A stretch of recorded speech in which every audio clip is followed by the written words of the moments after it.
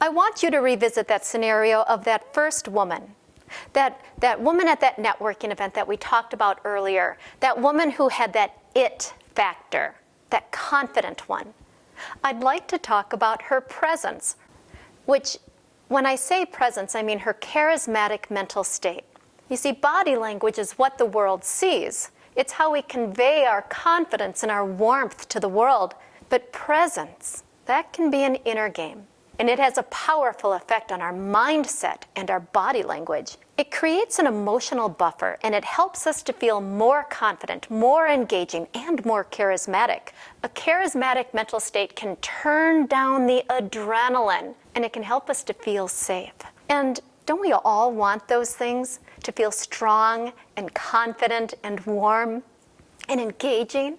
Because when we do feel those things, our body language naturally follows suit. When we feel confident, what happens is our bodies start to expand. We stand taller, we open up, we become more animated, and we gesture more. When we're in a charismatic state and have that presence, we demonstrate it to the world through our body language. But even more than that, those around us, they can pick up on how we feel. And because we feel confident and engaging and safe, people gravitate towards us because it feels good to be around us. A warm, charismatic presence can make people like you. It can make people trust you. It can make people want to help you.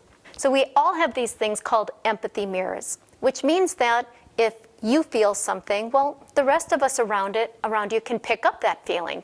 And if I'm feeling something, well, if you're near me or watching me, you can pick that up too. You'll be able to feel it. For example, have you ever walked into a room and sat down with your spouse or your teenager or a friend, and you could tell that they were in a bad mood without them even saying a word? Of course, those are our empathy mirrors or empathy neurons. We feel what each other is feeling, and it's the basis for all empathy. So when we create this warm and charismatic presence, people feel it, and then people are drawn to it because it feels good.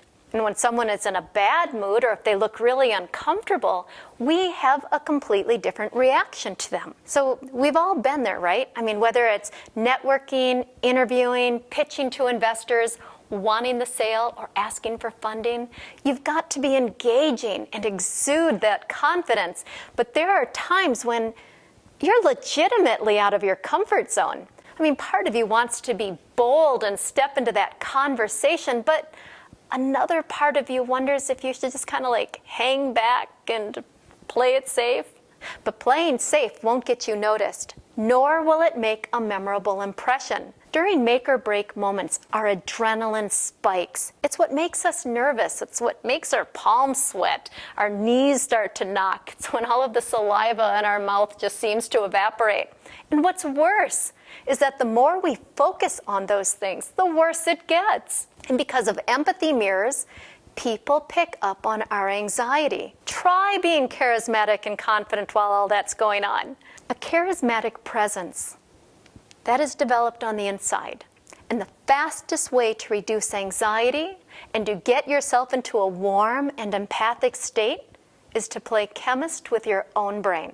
What? Yes. In this video, I want to show you a few solid strategies that are going to help you get your mojo back when you need it the most. Do you know that 89% of all world-class athletes do some sort of visualization exercises? I find visualization to be extremely helpful before walking into any arena. And just as the right visualization helps to get into the right body language so that the right signals just flow effortlessly, you can use visualization to get into specific emotional or mental states so that your right words flow as well. If, for instance, you want to communicate warmth and caring, you'll have an easier time finding the right words if you can get yourself into that warm and caring state. Visualizing a scene that brings up these feelings, like getting a warm hug, or imagining a small child coming up to tell you his troubles. This will help prime your mind for the right language to flow.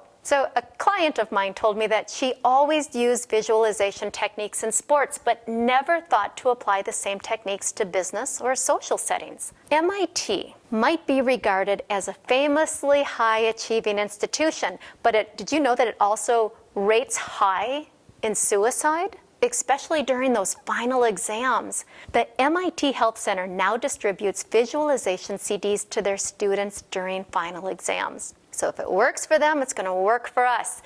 Anytime you're feeling anxious, the surest way to turn down the adrenaline and feel better is to flood your system with oxytocin. So I'm going to bring you into a visualization exercise now that will literally release feel-good hormones into your bloodstream, such as oxytocin, which is often referred to as the neuropeptide of trust. This hormone is going to flood your system, it's going to turn down any adrenaline, and it's going to make you feel good. And because of empathy mirrors, people around you are going to pick up on these feelings and they're going to feel it too. In this charismatic state, you become more magnetic and it's going to draw people to you. Like I said, because it's going to feel good. So this is a powerful technique for you to use anytime you feel nervous or anxious or are about to walk into any arena. If you're standing, I'd like you to sit. If you are sitting, I'd like you to place both feet onto the floor.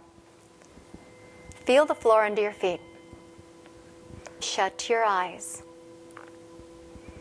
I want you to start focusing on your breath. And on the next inhale, I want you to imagine a nice cool breath coming in through the top of your head. And on that exhale, you're going to scan that breath past your face, your throat, your chest, your torso, down your legs, and out the bottom of your feet. The next inhale, nice cool air into the top, the crown of your head. And on that exhale, you're going to scan that breath past your face, your throat, your chest, down your abdomen, down your legs, out the bottom of your feet, and feel the floor under your feet. Next inhale, it's nice cool breath into the top of your head. Again, you're going to scan that breath past your face, your throat, your chest, down your abdomen, down your legs, out the bottom of your feet. Feel the floor under your feet and become present. I invite you to breathe this way on your own for another 1 or 2 breaths.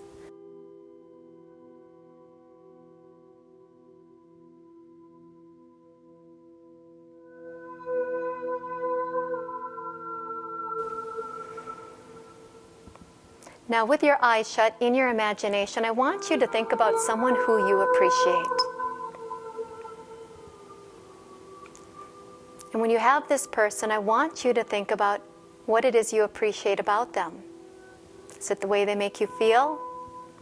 Is it something they've done for you? Is it the way they make you smile? Is it how they care for you? I want you to find this person. And I want you to focus on what you appreciate about them.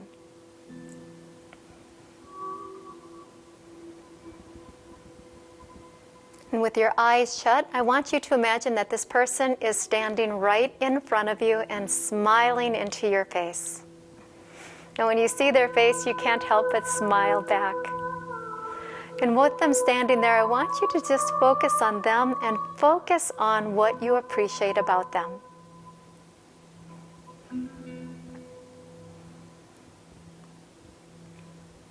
And in your imagination, with your eyes shut, I want you to bring this person into your arms for a nice, warm hug. Feel how good it feels to be in that embrace. It feels warm and it feels safe. It feels good. And dare I say love.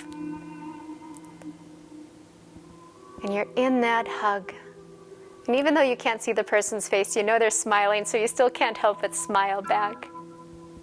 And it just feels so good there.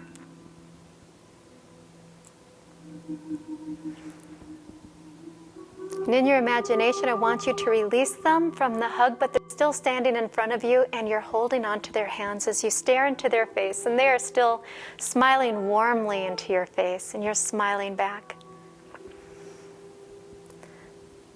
And I want you to look into their face to say thank you for showing up and give their hands a squeeze. To say goodbye and release them. And on your next inhale, I want you to bring nice cool breath into the top of your head. And on the exhale, you're going to scan that breath past your face, your throat, your chest, down your abdomen, down your legs, out the bottom of your feet. The next inhale, it's nice, cool breath into the top of your head. And you're going to scan that breath past your face, your throat, your chest, down your abdomen, down your legs, out the bottom of your feet, and feel the floor under your feet to come present. I invite you to breathe this way on your own for another 1 or 2 breaths.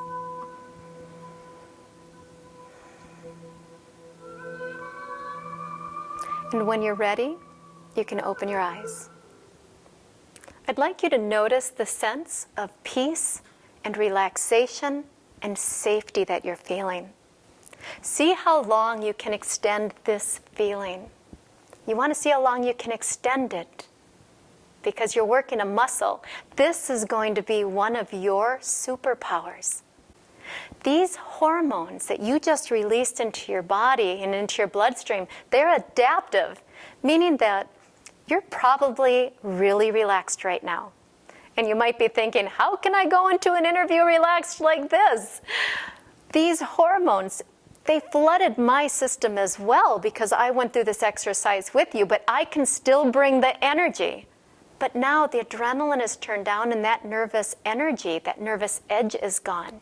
What I'd like you to do is to start bookending your days with this. In the morning, when you wake up, take a couple of minutes while you're still in bed and just run through this visualization. And then do it again at night before you fall asleep. First of all, it's a beautiful and loving way to begin and end each day. Secondly, you're working this muscle. Do this enough and you're going to be able to bring it on almost immediately. This sense of peace. This visualization exercise I brought you through was about, 2 minutes? It's highly powerful. It's highly effective.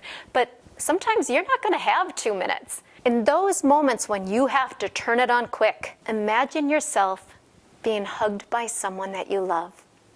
And stay in that hug in your imagination until you feel it. Feeling it is the key. That's when you know that the hormones have been released. And the more you practice, the faster this feeling of peace, of calm, of safety is going to come on.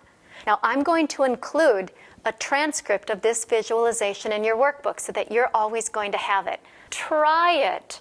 Try it often. It works. It's going to magnetize you and draw people to you.